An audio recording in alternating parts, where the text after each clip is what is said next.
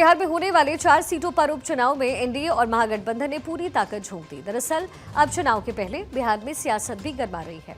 Semifinals के इस मुकाबले में महागठबंधन ने सभी सीटों को जीतने का दावा पेश किया, तो वहीं जेडीयू ने आरजेडी को लालटेन पार्ट 2 बताया।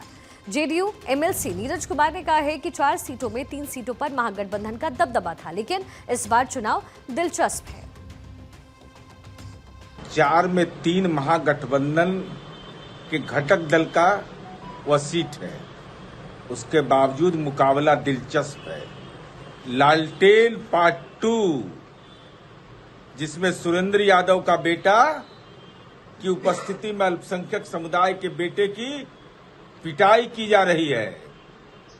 तेजस्वी यादव बेऊर जेल से ले जाकर के हथकड़ी पहना हुआ व्यक्ति सुभाष यादव उसके नामांकन समारोह में भाग लेते हैं। सुधाकर सिंह प्रदेश अध्यक्ष के बेटा 300 बूथों पर लाठी से पिटाई की बात कहते हैं।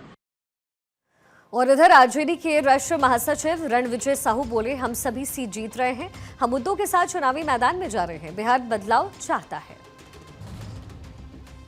माननीय मुख्यमंत्री जी के प्रति लोगों का जो गुस्सा है शासन व्यवस्था को लेकर, शराबबंदी के नौटंकी को देखकर और बिहार में जो अधिकारियों का जो स्थिति उसको देखकर, तो पूरी तरह से जनता के चित्त से ये उतर चुके हैं। और चुनाव में पूरी तरह से महागठबंधन परिवार, चाहे बेलागंज हो, रामगढ़ हो, तरारी हो, इमामगंज हो, आप जब देखेंगे पूरी बहुमत के साथ महागठबंधन परिवार इस बार जीतने जा रही। हमारे पास मुद्दे भी हैं, हमारे पास नेता भी हैं, लेकिन एनडीए मुद्दे विहीन है और उनके पास कोई नेता नहीं है।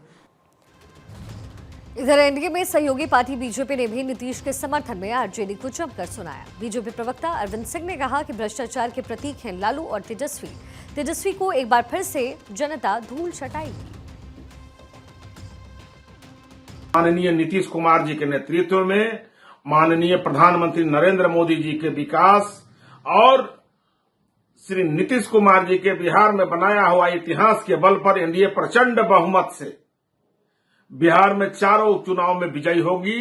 और नेता प्रतिपक्ष श्री तेजस्वी यादव जी जैसे राजकुमार और ट्विटर बॉय के नाम से प्रचलित और उनके द्वारा बिहार में घपले घोटाले के मॉल खड़ा किए हुए पर जनता जो है अविश्वास करके उनको पुनः एक बार धूल चटाने का काम करे। बेलागंज चुनाव प्रचार करने गए शहाबुद्दीन के बेटे ओसामा ने जब मंच से कहा कि बेलागंज से आपके आरजेडी के प्रत्याशी विश्वनाथ सिंह से कोई भूल हुई हो तो माफ कर दीजिएगा, तभी भीड़ से आवाज आई कि नहीं कर सकते। अब माफ उसी दरमियान ओसामा के समर्थकों ने उस कार्यकर्ता की जमकर पिटाई कर दी, जो कि सोशल मीडिया पर खूब वायरल है। अब देखना होगा कि उपचुनाव किसके पक्ष में होता है। क्या रोजगार की बात तेजस्वी यादव आगे ला पाते हैं या फिर सुशासन बाबू यहाँ बाजी मारते हुए नजर आते हैं। हो रहे 4 सीटों पर उपचुनाव के लिए चुनाव प्रचार का आज आखिरी दिन है। आरजेडी सुप्रीमो लालू प्रसाद यादव हो या बिहार के मुख्यमंत्री नीतीश कुमार हो, सभी ने इस चुनाव प्रचार में अपनी ताकत झोंकी थी। एक तरफ जहां लालू यादव लगातार अपने प्रत्याशियों के लिए चुनाव प्रचार कर रहे थे, तो वहीं नीतीश कुमार भी पीछे नहीं थे।